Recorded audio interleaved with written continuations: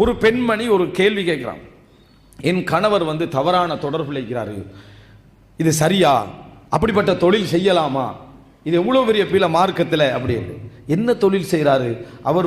Ladies வெளிநாட்டுக்கு அனுப்பக்கூடிய housemate வேலை என்ன செய்கிறாரு. அப்படியா? எத்தனை வருஷமா செய்கிறாரு? 20 வருஷமா செய்கிறாரு. ஃபத்துவா ஏன் 20வது வருஷம் கேட்குறீங்க?